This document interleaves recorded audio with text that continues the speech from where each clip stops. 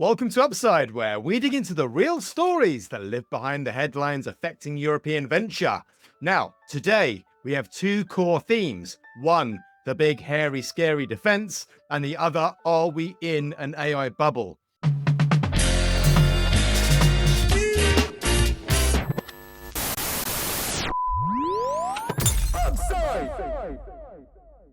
This show is not investment advice, and the hosts of this episode may be invested in the funds and companies featured.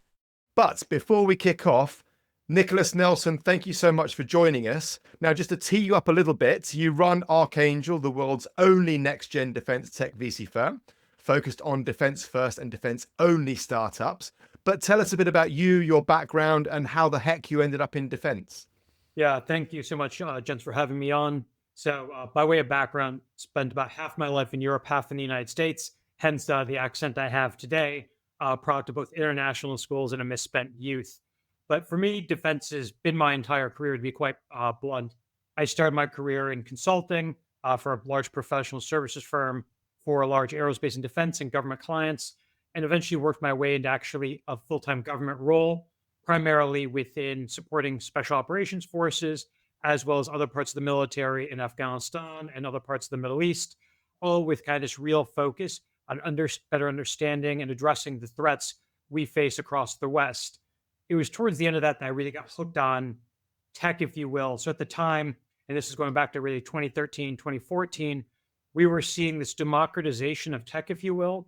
So these capabilities that were once just the purview, so like satellite imagery, high altitude drones, that kind of thing, they were once the purview of just large major nation states, so Russia, the United States, China, etc., being democratized down to smaller nation states, as well as other actors, non-state actors, as we call them. So nominally, people hear democratized, they think that's good, but actually what it has done is increased the whole slew of threat vectors we face. And it was due to that kind of experience in tech and seeing how it was being used that I chose to go back, do an MBA, and pivot really over to the dark side. First, working with startups and scale-ups in the space, as then later on working with the large aerospace and defense companies, sometimes nicknamed the primes, and sponsors as well. I left there, spent a little time as a senior leadership role around corporate strategy, M&A, and corporate venture capital for a large aerospace and defense company, and then eventually launched my own syndicate back in 2020, investing in defense-first startups. So not a lot has changed for me over the last 5 years. And I really have gone down this road for two reasons. Most overarching is the fact that I fully believe that defense first and defense only outperform dual use in terms of capability development, but also that provides outsized returns. And for me personally, at the end of the day, I've built my entire career in defense. I can't imagine doing anything else. So that's how I got to where I am today. And so I was lucky enough to team up back in November with some great show folks over at Super Angel, which is a fund that's been around since 2017 out of Estonia. And they helped us incubate and launch Archangel this summer. And so we are already off the races and made 5 investments to date with a couple new ones on the horizon. So tell me, first up, if you wouldn't mind unpacking defense first, defense only, resilience, dual use. Give us some of the pocket phrases around those terms that make sense for you. Yeah, certainly. So for me, defense at the end of the day, I try to keep it very simple. Is it helping my warfighter be more resilient or more lethal? Or is it making my populace more resilient to threat? And when I say threat, that could be things like information operations, but generally also kinetic. And I think to ignore that is to kind of bury one's head in the sand. So for us, when we say defense first or defense only, we mean companies or startups or even indeed founders, if it's pre and kind of launch, who their primary customers will be defense. And that's defined as either the government themselves, so large government departments of defense or ministries of defense, or indeed also large aerospace and defense companies that can also be customers. I think there's an unhelpful narrative from some people who are new to this segment, particularly in Europe, who say, well, we're going to kill off the large aerospace companies. We're going to replace them. Not only is it nonsensical and unhelpful, it shows a lack of understanding. At the end of the day, you need these large companies to exist and you can compete against them, but there will be times you need to partner with them. So that's really what we focus on. When you talk about resilience and when you talk about dual use from a European perspective, I think a lot of that really falls into, if I may be blunt, dual use or defense washing. It's companies that once sold a widget to their respective ministry or department of defense, and now you have a whole slew of investors who come and say, well, that was defense. And a lot of it is just chasing a hype cycle rather than actually understanding the nuance of the sector and actually understanding how companies build and succeed in there. On the cyber side, I mean, we've seen this week Discord, Oracle, and Zendesk have cyber attacks, and Helsing is looking at an interesting acquisition. We've got some news reports on drones on the attack and defense side and the drone wall and Starlink. Can we now rely on Elon, or should we build our own Starlink? So there are loads and loads of topic threads in here. I guess let me ask you, Nicholas, first up, what's kind of on your mind right now, or what are you most keen on? What startups are you most interested by? What section of the industry is on fire for you? Yeah, I think it's a really good question. So, from a macro standpoint, obviously, we've seen in the last 2 weeks alone, having just gotten back from Tallinn myself, the incursions into, well, a few weeks ago into Poland, but more recently, issues in Denmark, Estonia, Romania, and they're coming with increasing frequency and potentially increasing, I would say, impact, as it were. And so that's not going to ebb or stop in the near term. So that, based on that kind of threat perspective, what I'm looking at a lot and what we're seeing is companies that are skating to where the puck's going, not where it is. I think you have a whole rush of new entrepreneurs or defense curious who are rushing quickly into the drone space because that's what's popular right now. Whereas where we actually see a lot more value are things like counter-UAS, so counter drone systems, are things like electronic warfare or EW, specifically at the operational and tactical level, and going over to also those things that, as I mentioned at the very start, are helping to make the war fighters themselves more lethal and higher readiness. So things that are enabling enhanced human performance, enhanced ability to deceive in the battle space, and to indeed, when they're being targeted, make them more resilient to those attacks. Again, be that kinetic attacks, cyber, or otherwise. And Lomax, we've got Helsing buying Grob. I hope I pronounced that correctly. Or is it Grob? I don't know. Tee this one up for us. This for me is interesting because Helsing is in the grand scheme of things, a relatively young and new company. I think it has raised over $1 billion now. It's valued at, I think, latest $11 billion. It's effectively a startup that wants to be, as you referred earlier, primes, sometimes called primes, the big defense contractors. It bills itself as a sort of neo-prime in Europe, as a sort of counterpoint to Anduril, which is now valued at 28 billion and has raised a lot more money and has been doing the same thing in the US. Helsing effectively is the European equivalent of Anduril and is backed by the great and the good of European venture and has a lot of very credible people working for it and has ostensibly made great inroads already in a relatively short amount of time in a sector where distribution can be very difficult.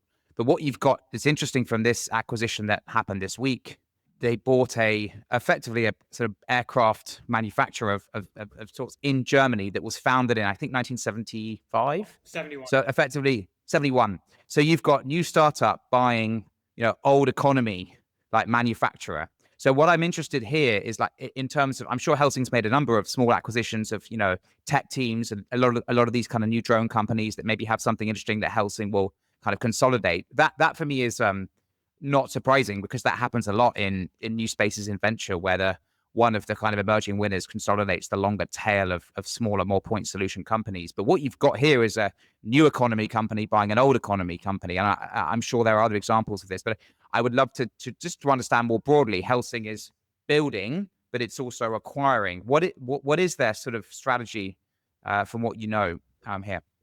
Yeah, so I mean, this is kind of a bit of an esoteric issue, but when you look at Helsing, they're effectively following, to a certain extent, Anduril's playbook. I think they made a great comparison there, Lomax, into what Anduril's done in the US. So for those not aware, and I think this is really important to note, when Anduril got started, they, yes, always from the start said they were going to be this new prime. That was their whole goal, 300 million in the bank to start, a good way to start as a startup. With that said, they developed their towers and a platform called the Ghost, which is their helicopter drone. The vast majority of things that Anduril now deploys otherwise are all things they've acquired. So they bolt on companies like, so I'm affiliated with Georgia Tech, for instance, where I still teach a class, and they bought a company that spun out of there back in 2009 called Area I. That's their loitering munition, also somewhat colloquially referred to as a kamikaze drone. Their Ghost Shark, which is one of their biggest value for revenue units, was a company called Dive LD that came from, which spun out of MIT. Their rocket motors came out of a company called Adranos, which spun out of Purdue.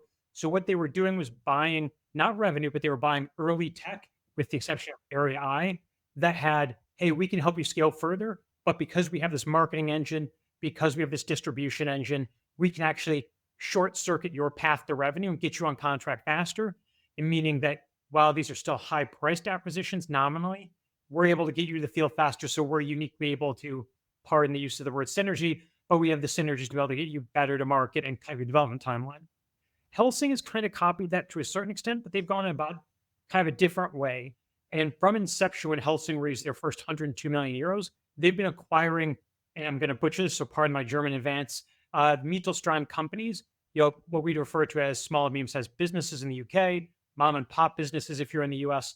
They have already existed for quite a while, decades in case even longer, and to buy revenue at the start rather than buying R&D. So whereas Anduril was buying mid-grade, what we call TRL or technology readiness solutions, that they were going to help mature and give them more money to speed up, but then handle distribution, marketing, et cetera, under this big and great, if you will, Anduril umbrella. Helsing has kind of been buying revenue during this pathway in order to get revenue and actually get customer access, because they never had the customer access in the first place, like Anduril did by virtue of them having built and sold the towers and built and sold GhostX, or Ghost, which became GhostX. Helsing, also recently acquired an Australian company a few days ago called Blue Ocean. They've had a whole slew of these, but the difference tends to be the vast majority of their acquisitions were indeed for revenue and existing finished products, whereas Anduril was acquiring really just early stage R&D teams. I think to your point, Lomax, they were going after almost acqui-hires with a really good promising tech, whereas Helsing very much was going for finished tech, but just wanted actually their access to customers and buying revenue, almost more akin to a private equity roll-up. Yeah, Helsing, that's very much exactly what came to mind. Is Helsing is that's a private equity model, like, and what we're used to in, pure software or tech bio or whatever is you see the winning company consolidates the longer tail of tech companies that struggle either to raise money, get distribution, and you sort of, it's tech exits. This is actually, a new company buying a 50-year-old company. That's very rare in the kind of broader like tech field sphere of technology investing, right? So it's interesting. Helsing are acquiring revenue in this way, but presumably they need to acquire there must be something more strategic than just that. There must be some core capabilities that they think that these companies have that they can't. It's quicker for them to buy than for them to build in-house. Yeah, it's a really good point. And the reason is, so governments are really, in defense specifically, are very good about buying hardware. They're crap about buying software, and they have no idea how to buy, AI algorithms, et cetera. So why Anduril from the start, for instance, started selling hardware was their old line was always, we're going to sell the hardware, and you get our AI, which is called Lattice, for free. Now one can debate whether that's AI or not, but that was their path. So with Helsing building itself from inception as AI forward, they had a number of different taglines earlier when they were first formed, but was the idea that we have these. They quickly figured out, well, we're going to have to sub or subcontract to the Airbuses, the Thales, the Dassaults, the Rheinmetals of the world. So we need to actually get direct access to the customer. But the customer doesn't really excel at buying software. How are we going to get there? Well, we need to buy platforms. So it's not just the buying revenue. That's perhaps a simplistic take. It's also buying the platforms that the government's already buying so they can do add-ons. Think of it as more so, if you want to use a broad tech example, these companies were already making the iPhone, and Helsing was making the apps. So they need some, and if they're going to buy the device, they need to have some way to get in there rather than just being an app provider. And that's why some of these acquisitions, I think, were made. Mads, I want to bring you in. Is there anything that you wanted to add on the Helsing piece? I think it's a very interesting development. One of the things Lomax brought up is how capital intensive it is to develop these platforms. If you think about reasons to do M&A, and especially vertical M&A, which people would often advocate against, but it can be because of market access, and we know there are very few primes in Europe. We know that it's difficult to become a prime, and so it looks like Helsing has been able to become a company that can have that prime status quite quickly, which means they can sell and get that distribution access into governments. And the other thing is they've been able to raise money, which again has been hard historically. So some of these platforms take a lot of R&D to develop, and even if they are developed up to a certain level of capability, if you want to take them to the next level, if you want to AI enable them and tie them into a bigger AI strategy, again, there's capital required. And so I think what Helsing is able to do here is, been able to get the customer, they've been able to raise money, which means they can buy some of these smaller players, consolidate them, further invest in them, and quickly get them to market to yield revenue. It's actually quite a smart model. Do we know, Nicholas, do you know how Helsing managed it? Do you know, it feels like, I mean, obviously defense has become a massive deal in our industry, but for a very relatively short period of time. How have they managed to grow to such a behemoth in such a short period of time? I think a lot of it has been, well, it's down to, I think, really three factors. First, and this perhaps doesn't, I mean, I think he gets a lot of credit, but heavy credit where credit is due. Daniel, extra initial backing of them enabled them to make their first hires, especially from McKinsey into Helsing when they got stood up, and to actually come up with that acquisition strategy. Starting life kind of similar to Anduril, starting with 300 million, starting life with 102 million euro in the bank, facilitates all sorts of things. At the same time, I think they came in arguably at almost the perfect time. They had enough time to start ramping up and building somewhat of a brand before, obviously, the second Russian invasion of Ukraine accelerated things on steroids. But here's the thing that kind of gets lost a lot, I think, in the music. Everyone dates defense tech in Europe from really the second Russian invasion of Ukraine. If you actually go back to 2014, so we're after the first Russian invasion of Ukraine and Crimea, that's when actually things started to change from a structural standpoint. So a lot of investors will just kind of date things from the second invasion. But if you go back to 2014 through 2021, so the year before the invasion, dual members, so those countries that are members of both NATO and the European Union, actually closed the gap on defense spending on the United States by over 27%. Now, don't get me wrong, that gap is still quite huge, but it was already closing. So this is part of a longer institutional trend that Helsing are coming in, not at the start of the hype when it was desperate, but actually in time to actually have built out a couple of years of capabilities of teams, et cetera, to actually enable them to be in the right market position and have that real first mover advantage. Plus, again, I can't overstate the amount of money that starting life with does tend to help when you're rolling up, at the time, undervalued assets within that German Mittelstand. Yeah, and also it reminds me, I was in Ukraine maybe 6 months ago, and people would come up to you and they would talk about, I was there delivering supplies, and they would talk about the war, and I would say, oh yeah, since the Russian invasion. Then no, we have been at war since 2014, since Crimea. So there's like our mindset of Russia, Ukraine, and then there's the local mindset, which is many years beforehand. So Lomax, I interrupted you. To what extent then is Helsing a roll-up story versus a build critical technology story? Because I mean, the narrative very much is the latter. I would actually say I think the narrative is the former. The actual execution is the latter. If you look at how it's the good old saying, right? Nothing is as powerful as an idea whose time has come. And I think what Helsing got right was they positioned themselves perfectly early enough that they could gain some critical mass, so that when the time arose and we all started thinking about the eastern, quote unquote, the Eastern Front in Ukraine, they already had momentum, they already had capital, and they could start this roll up. But I think from the onset, it was very much, we're going to become a prime, a next-gen prime based on AI and do all the things that legacy players couldn't do. And if you listen to Torsten Ryle, I think he's a very impressive founder and CEO. He was always talking about how they want to change the paradigm from the traditional, governments buying off PowerPoints, and then it would take 10 years to develop capabilities, to let's invest proactively. Let's take a view on where the industry is going to go and develop some of these things up front so that we are ready to sell them to governments and deliver not in 10 years, but when they need them. So I think that was, as I see it, that was the narrative. And obviously now they have enough momentum that they've been able to raise a lot of capital, and they can then roll up some of this to fill, should we say, the revenue hopper and build out their capability until some of the internally new built capabilities catch up.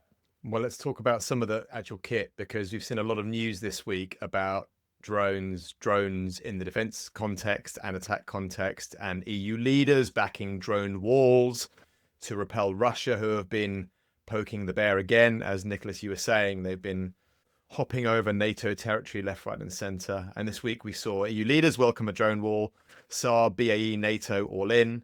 But Nicholas, for you, where would you start specifically on drones? What's going on behind the scenes?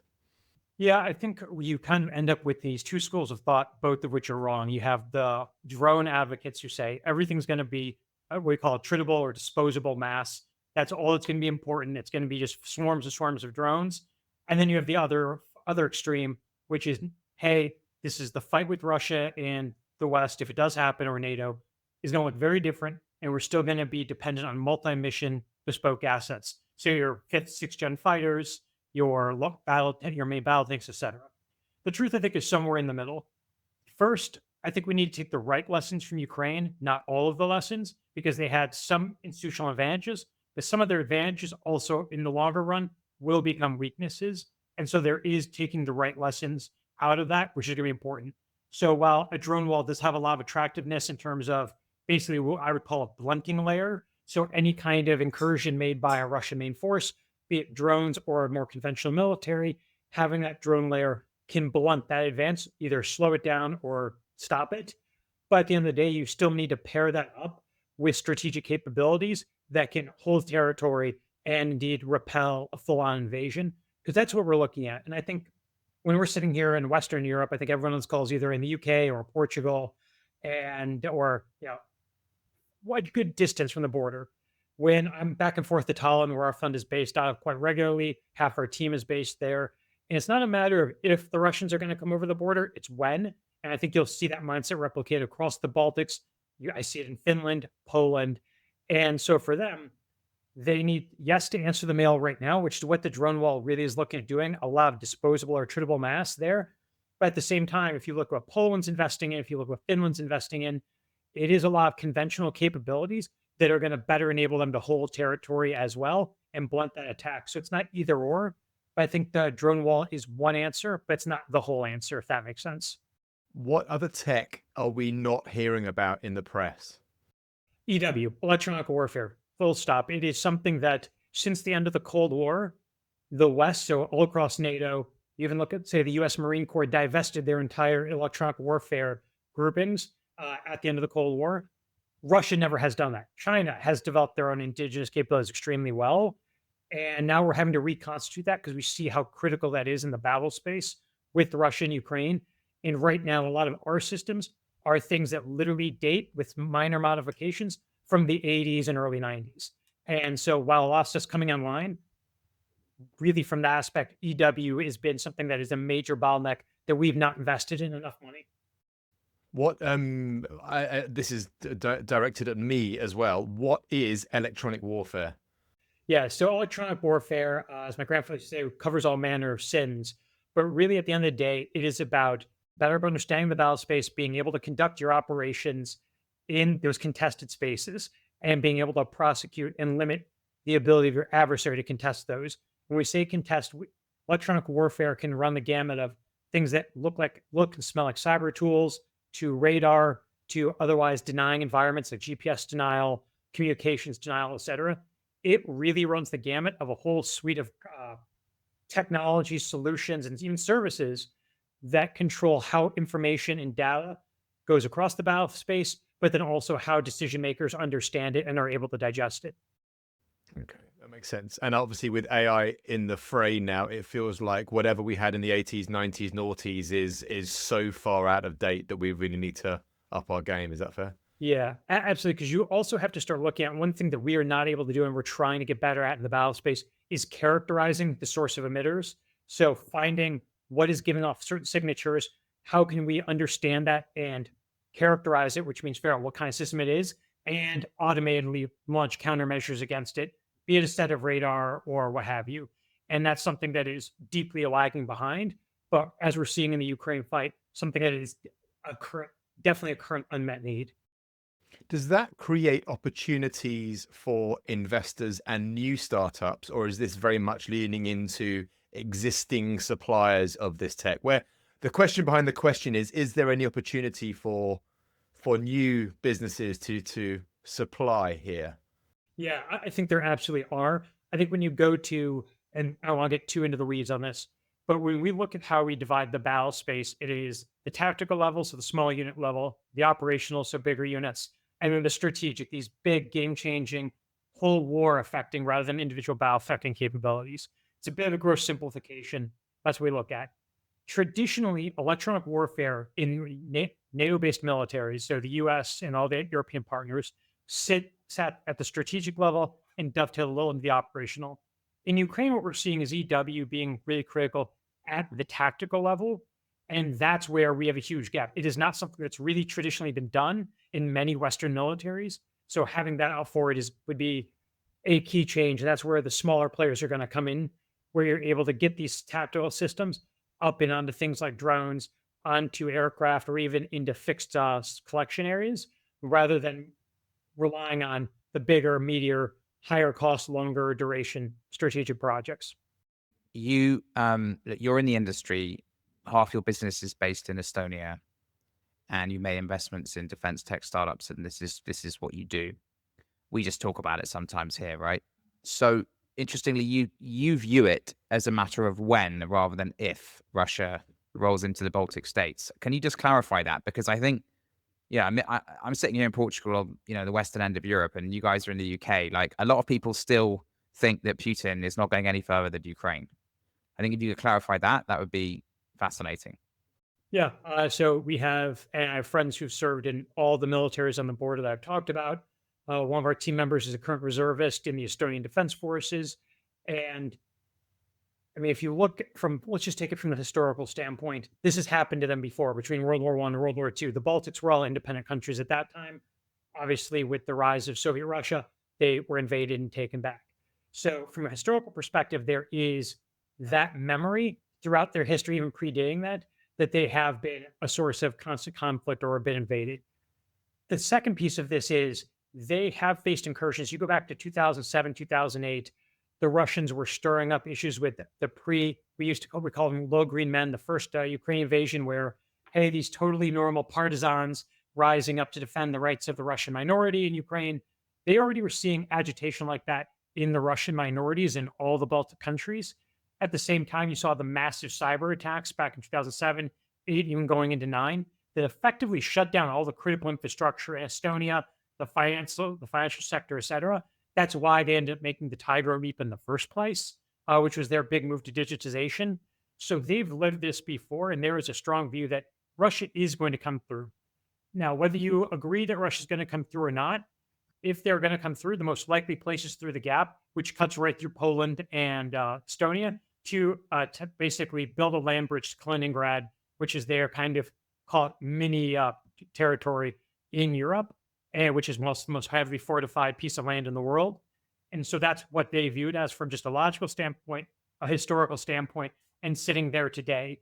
I mean, if you look at the drone incursions they've had, the fighting aircraft that went into Estonian aerospace, I have to agree that unless something vastly changes in the Ukraine war in terms of the tide really turning against Russia, then most likely they're going to keep looking abroad. There's a bunch of generalist investors and generalist entrepreneurs running into defense now. Obviously, we've seen the budgets opened. What are the 3 biggest mistakes or misassumptions or wrong assumptions that people are making about building venture-backed startups in defense? Yeah, it's a really good question because it's not a single thing each time. So on the entrepreneur side, I think a lot of them will come in believing, and I hate to kill a golden goose here, but the best tech doesn't always win, much like other industries, but especially in defense. There's a whole reason why Lockheed Martin has hundreds of lobbyists over the river based in Virginia outside DC. It's to help them lobby for other programs and shape them before they come in. And this is all companies, not just Lockheed. All the big companies do this. And then once they've made those sales, keep those programs sold. I think Lomax, you touched on, and at Madzud as well, those 10 to 15-year development cycles. Well, during that, as you change governments, maybe they want to get rid of this fighter program you won or this bomber program you won. So it's keeping that sold. So that's really a key characteristic that you have to, whether you like it or not, it's not the best tech that wins. You also have to be engaged with government. So whether that's yourself, which I would never recommend startups do, or through good government relations firms, at some point, you're going to have to deal with that. The second piece is, especially as entrepreneurs, but also I do believe at early stage investors, I think as you get later stages, the less this matters, but still it can be helpful. You do need to have, I think, a background in defense to succeed. Now, whether that's coming out of the military, whether it's coming out of the intelligence services, civil service, or even just having been an engineer at a big aerospace and defense company. All of that is helpful to understand the rather Byzantine nomenclature that's used, to have credibility in the market, particularly as a founder. I think when we look at what happened in the US sector, there were a lot of companies that came in, we're from Silicon Valley, we know better. And, basically the road back is littered with their corpses. So to use kind of a grim expression of those companies that failed or took massive down runs and got fired for pennies on the dollar because they thought they knew better. At the end of the day, you are still dealing with massive bureaucracies that have tough rules. And if you don't know how to navigate that and play ball the right way, whether you think it's fair or not, you won't succeed. Similarly, on the investor side, and again, I think this varies stage to stage or knowing what you know and knowing what you don't know. But we do kind of have an analogy for this in the United States.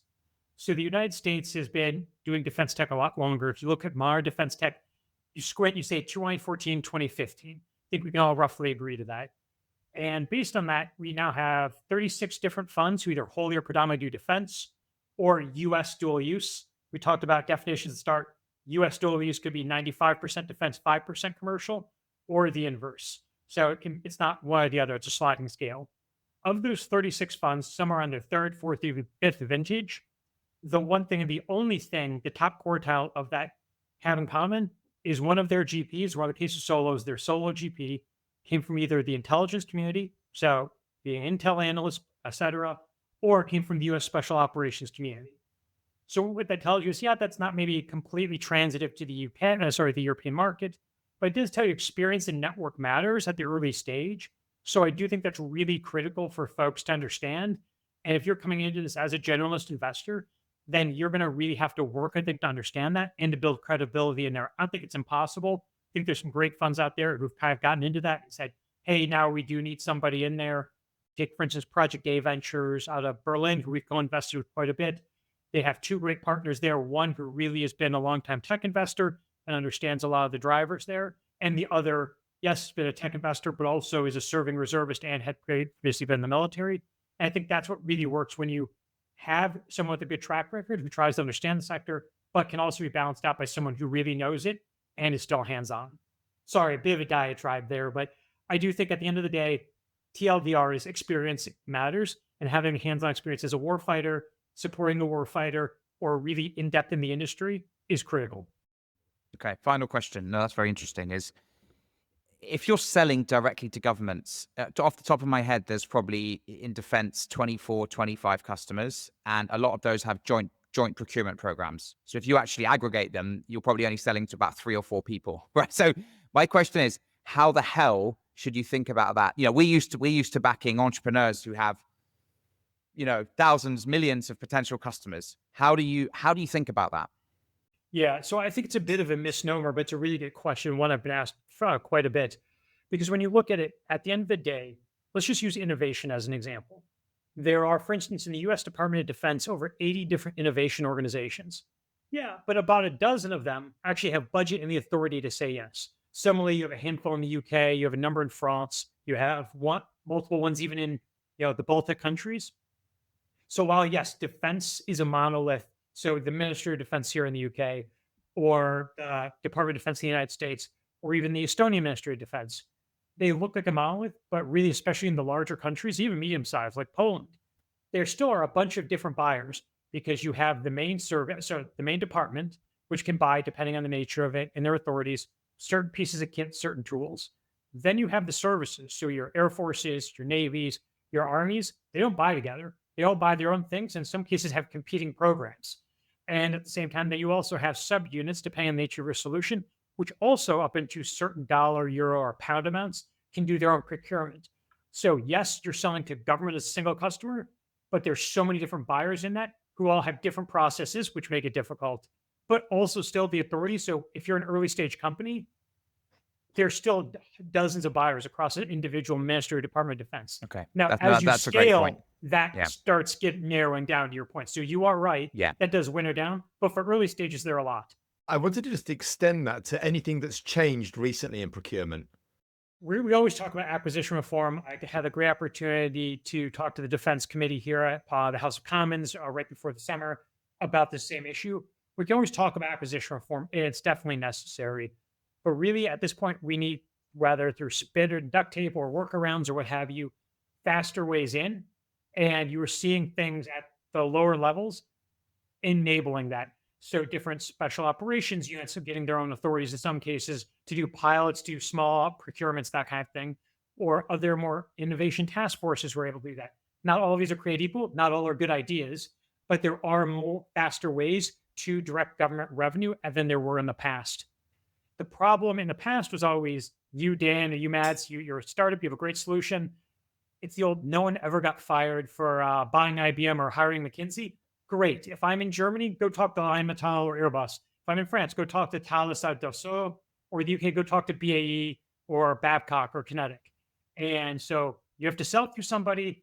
They compress your margins. You're not directly accessing the value. Bit by bit, governments are getting better about buying directly, but also the primes or the large defense companies themselves are becoming better customers. Now, not all are created equal. Some are really good customers now. Some still have a ways to go. But the narrative that it's either direct to government, you have to do to only direct to government, doesn't hold true as much as it used to. You can do both. You can look at Anduril. Anduril subs to Rheinmetall in Germany. That has for most of their contracts that they do with German military.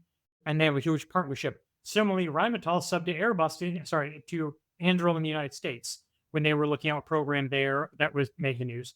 So it doesn't really matter as long as you're able to get enough past performance or experience on contract to de-risk your company to eventually get bought by these big governments. That's a very interesting point on the Anduril, because actually one other question is, we talk a lot about sovereignty, like the whole time these days.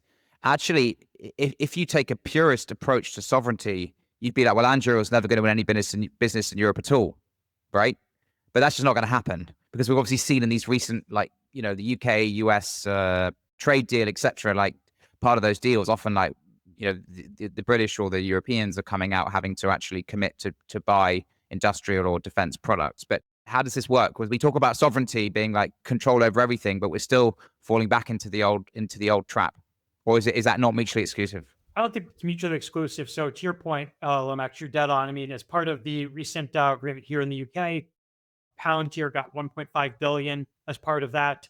And you saw Anduril obviously is having a lot of traction here. In fact, they just bought a company that was based out of Ireland. It was doing hardened systems. You saw Shield AI, which is another large US defense tech company, has bought a few different companies, but most recently one in Australia to access that market. I think you're going to continue to see more of that, where these US defense tech companies are going to be acquiring companies overseas to access. Don't we end up in the same place? Don't we just end up in the same place then, or not? I mean, I think that's a true chance, because at the end of the day, we're all venture capitalists around this table. So what do we have to get out of it? We want our companies to be acquired at a higher valuation than what we've paid. And as a result of that... No, that's fine. But that's fine for us. But I'm talking about at the policy level. I'm talking about the people in the governments, So at the end of the day, if these companies are going to get acquired, it's going to be a choice of, do we want to take the best offers, which, to be honest, are coming out of, say, potentially US private equity firms, US strategics or US sponsors, or are we going to limit this? So France has done this. I've seen non-French investors get shut out of deals. They're quite aggressive about it. But that also kind of limits the future growth and the exits for those companies. There are pluses and minuses, but at the same time, if you're sitting in any of these countries and say a big defense company comes in, whether it's Anduril, whether it's Lockheed, Boeing, Shield AI, whomever, and they're going to buy a company in your country, then that, as long as those jobs stay there and they guarantee them longer, if you're sitting there at a smaller country level, that's going to be more attractive. Now, if you want to get to the more macro policy issue of strategic autonomy, which never has there been a more loaded phrase in defense, I don't think, then yes, that's something that can be looked at. But until we really have unified capital markets, which we all know is not anywhere near the horizon, until we actually have full bulk buying, regardless of national boundary in Europe, the size of the market, the complexity, and the lack of true exits in terms of listings, I think is always going to limit that. So until something like that changes, you're not going to see it. And in fact, I even look at the PE market here. There are US funds who've made a lot of money doing roll-ups, or be it traditional roll-ups, or what I call heritage plus innovation, combining venture-backed defense startups with traditional businesses. I've started here to talk to a lot more of them now who are looking at Europe going, well, the US is a knife fight, but Europe hasn't had this yet. And we get out there, then you talk to a lot of the European private equity funds who are still keeping defense, in a lot of cases, at arm's length.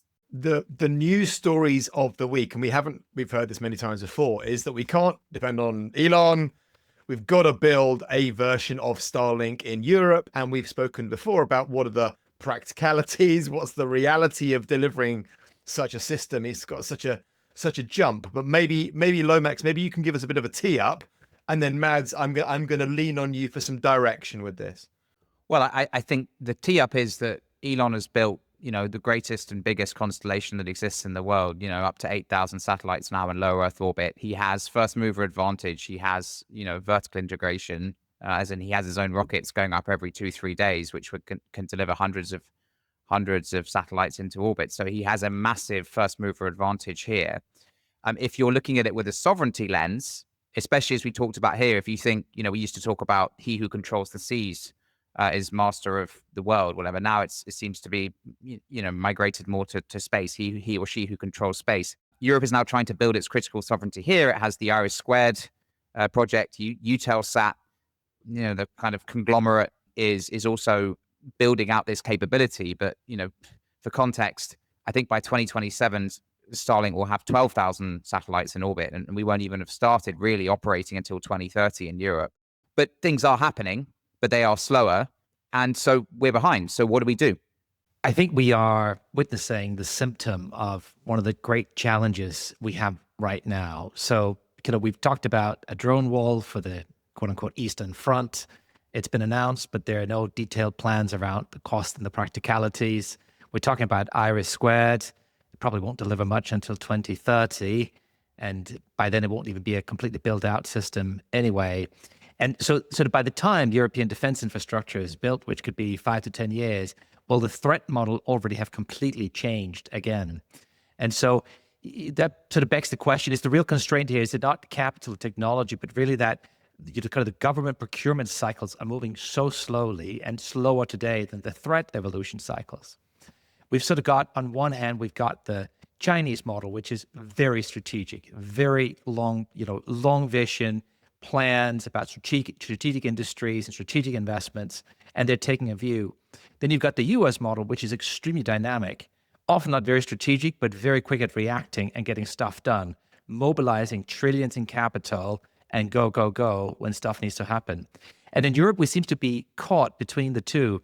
We're not very strategic, we're not very decisive, and so we have this multi-layered democratic structure where many decisions should be taken at a European level because the threat and the challenge is continental sized, but there's not enough power and autonomy there, not enough financial capability. The countries individually are too small to make a real dent in some of these challenges, potentially could make the decision, but they have all their political idiosyncrasies. We're seeing what's happening in, just as Germany is now finally waking up, France is, seemingly totally ungovernable and can't even, have a government for more than what seems like a few weeks. So we've got our work cut out here, and it sort of begs the question, do we have the right model to address the challenges we face as a continent? If we talk about the tradition of Europe and the Franco-German axis in terms of what's been driving things forward, I think Matt's made a great point around that, which is, well, right now we look at always kind of skating to where the puck has been rather than where it's going. To use the earlier example I used, you look at, oh, hey, everyone's too dependent on the US for fighters, so we're going to have this new program. Well, actually, there's going to be one, which is the Brits, the Italians, and the Swedish, Tempest, and then we're going to do this other one, FCAS, it's the French and the Germans. Now, that actually literally is in the process of falling apart itself, where the French don't want to work with the Germans are now trying to find a replacement for the French. And meanwhile, the programs they're both working on will be barely better than the F-35, which has already been released, and then its replacement is already being worked on in the US. So it's going to effectively spend tens of billions to field a capability that is useful yesterday, not in 10 years, which is when they're going to be coming out. Similar to the problem with IRIS² in terms of, hey, it's not going to be online till the threat vectors have moved. And that's the biggest challenge. I think too often Europe just tries to replicate the advantages of the technologies it sees and saying, oh, well, that's working, we should go build our own version of that, rather than, and again, there was a lot of reasons why, but stepping back and saying, okay, should we just buy, be it the F-35, be it Starlink, and with all the deals there, But what's actually does no one have that we actually should get out forward on? That's a lot easier said than done. But right now it's just extremely reactive, but also encumbered, as Mads rightly point out, by these multi-layered institutions, pseudo-democratic or not, that limit the ability to actually move decisively and make any big bets, if you will. On the macro piece, we're obviously talking about how things used to be. And this kind of leans into the question I just asked you, Nicholas, around procurement. But it feels like there's an energy and a drive and a desire to move faster, do things harder, better, smarter, whatever. So how much of that's going to be reality, do you think? Or are we still going to be stuck in, I get that it's fragmented. And I remember seeing Mario Draghi talking about, and I forgot what the terminology is, Mads, you'll remind me, when countries and large orgs cross-border can buy together. And it doesn't matter, the principle still stands. It's the ability for any of the broken 27 to be able to very simply and easily buy together. So I'm wondering, what are we talking about that is old dynamic, and where do we need to actually look at the new signals and what's really going to be happening from this point forwards? So this is why I'm so bullish on what we call the JEF countries, or the Joint Expeditionary Force, the Nordics, the Baltics, and to include the UK as well. But is because there is a big push within, granted they're all smaller countries, within different Baltic groups and Nordic groups to do bulk buying, to ensure interoperability, to go to market together effectively for these new systems. I think a lot of that comes to that proximity to the threat we talked about earlier, whereas you still have at no more probably opportune time this big defensive push, yet at the same time France and Germany still are falling apart right now trying to get the fighter done.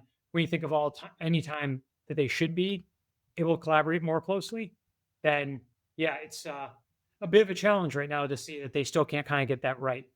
Nicholas, I know you've got to run now. Yes, indeed. And my camera sees it playing. Thank you very much. That was really super interesting. Thank you so much for the time. I really, really appreciate it. Thank you. No, Thanks for joining, Nick. Great to meet you. Take care. Take care. Bye. Take care.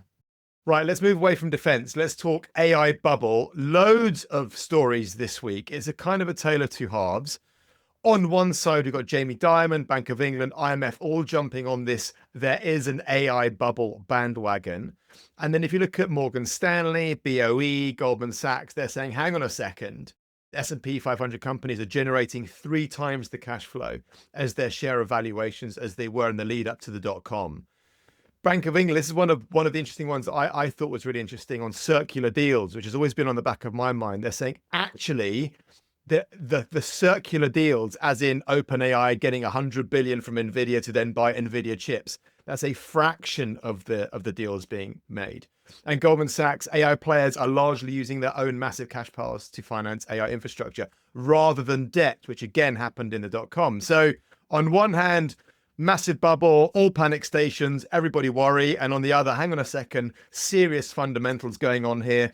And to use Bezos's terminology, this is an industrial bubble. There's loads of good stuff that's going to be left behind the scenes, even if there is a correction. Mads, do you want to kick this one off?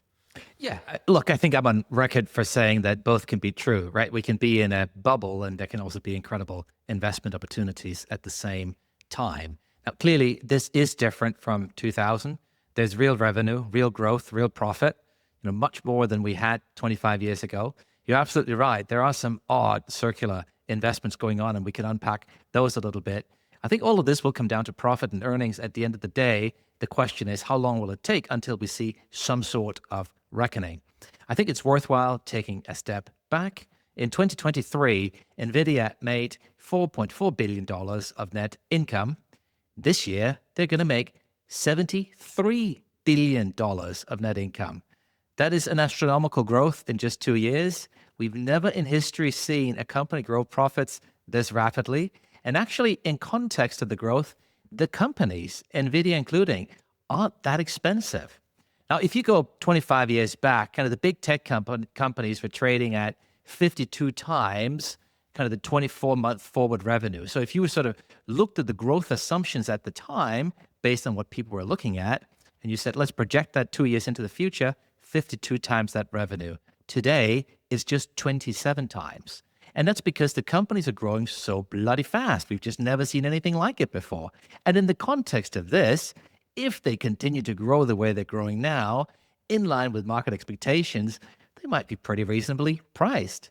And so I think this is what's so interesting and why it might be hard for people to call. We'll come back to some of the specific calls we're seeing in a minute. At the same time, we're seeing NVIDIA engage with the rest of the industry in some really weird ways, as you've said, some of these circular investments. Google and Amazon are investing in Anthropic, NVIDIA and Oracle are investing in OpenAI. NVIDIA, they're investing in pretty much every company in the ecosystem. We are all excited about what AI can do, but the financial underpinnings are a bit odd. And we've been talking about these turtles that you kind of how, every time you spend $1 with Cursor, they immediately turn around and send that dollar over to Anthropic. Forget net profit margins. I mean, just, on a unit economic basis, they're massively loss making.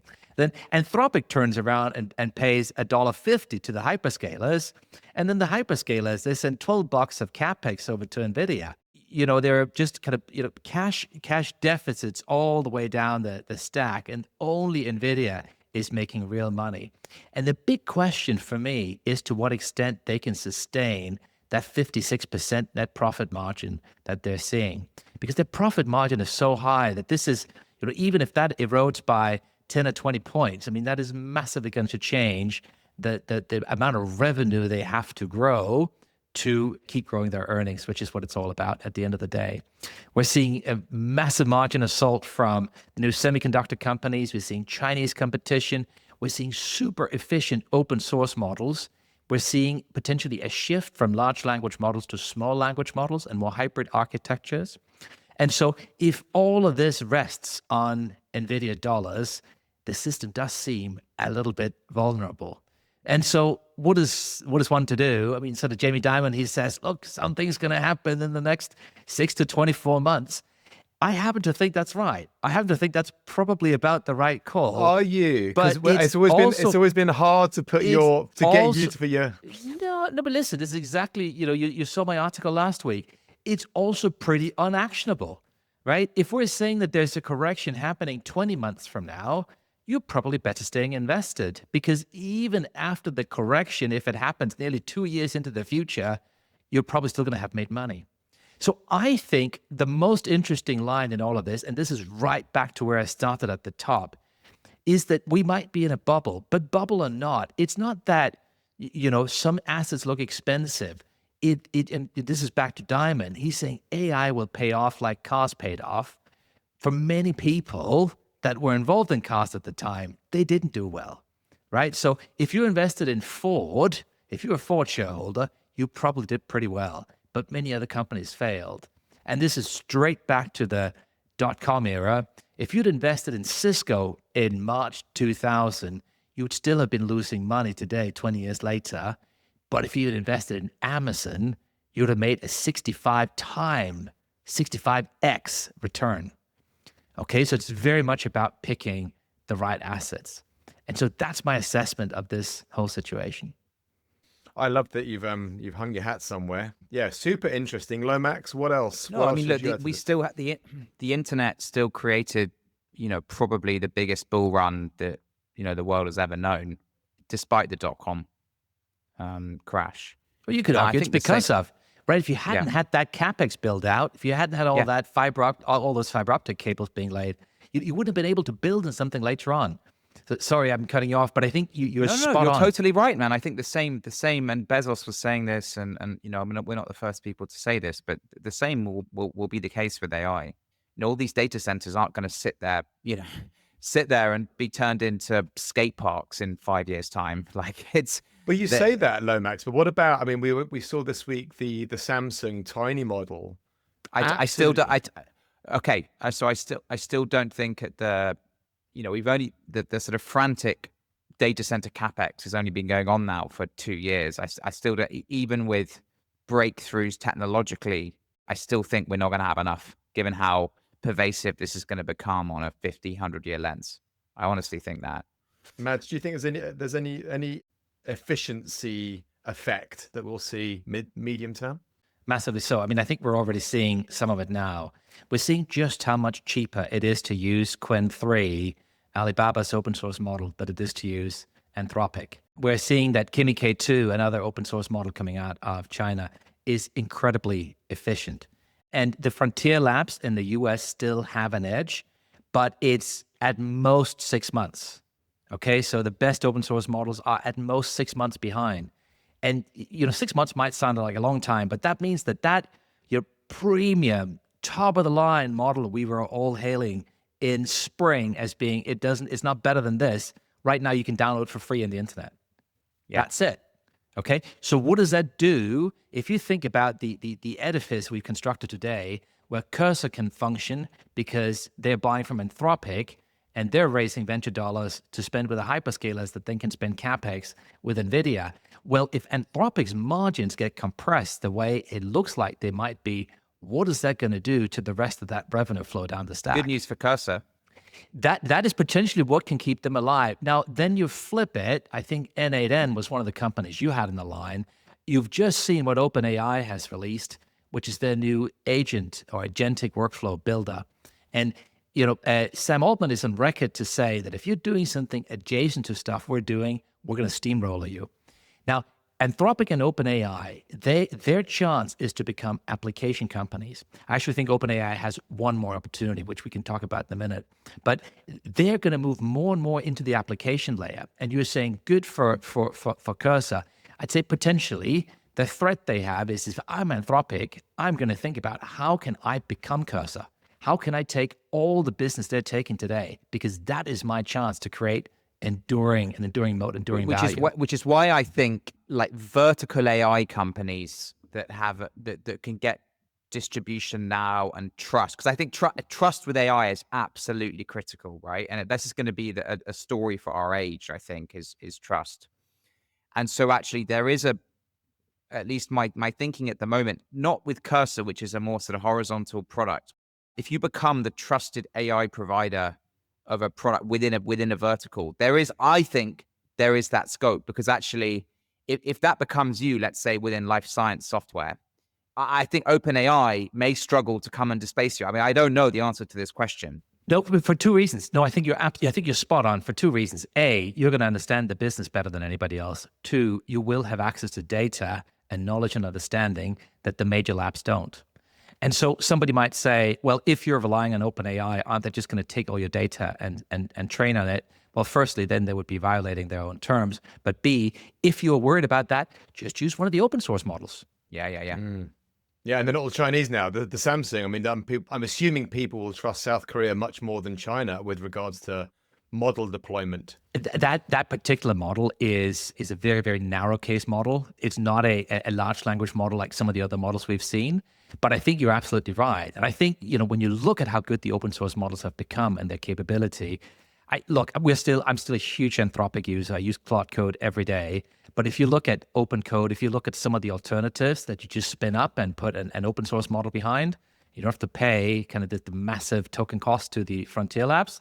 It's a very compelling proposition. I think high level on numbers is, let's say, 500 billion in round numbers of CapEx, 20 to 30 billion of AI revenue at the moment. So like there needs to be payback on this CapEx. And I have said it with us before, I worry with the hallucinations. I know all of this will get better, but I worry that, not worry, but I think what could, the cooling effect could come from when people, end users and end corporations, don't get the efficiency gains that they're expecting. Because if the expectation level about efficiency gains is so high at the moment, you can almost say it's only ever going to get disappointed. That could affect renewal. You cannot make an argument for this, right? That would affect renewals in 1-2 years time. And then you see a cooling off and the markets react, and then you get into a bit of a death spiral. I don't think this thing like blows up. I think it just deflates by, 30, 40, 50%. And that's the challenge. And then you compound that with pricing pressures on NVIDIA, any erosion in their margin, and you're going to see a correction. NVIDIA is not going to go away, but it might become a $2 or $3 trillion company instead of a $6 or $7 trillion company. So are we looking at, are we in correction territory or bubble burst territory? If you were to put your hat in the hook. No, sometimes it goes through the phases, right? You take a dip first and then you recover. But I think, again, back to the 6 to 12 months, I think that's 24 months. I think that's broadly right. I don't think we are at the peak right now. As Jamie Dimon says, these things, and Warren Buffett and everyone, these things are impossible. The timing is impossible to call. Well, Buffett's just the cash king now. He's got what, 340 billion in cash sat on his belly. It's like he doesn't care. He's out, baby. He's sold. But the point, these things are impossible. Basically, you can't time the market. But I think we all know this is coming at some point. But as Matt said, you could probably still make money if you non-investment advice. Yes, this isn't. Let's end there. This is not investment advice, my darlings. Sure. All right. Well, lovely, gentlemen. Thank you for your insights and your brains, and we'll catch you all next week. Such a pleasure. Goodbye. See you soon. Bye.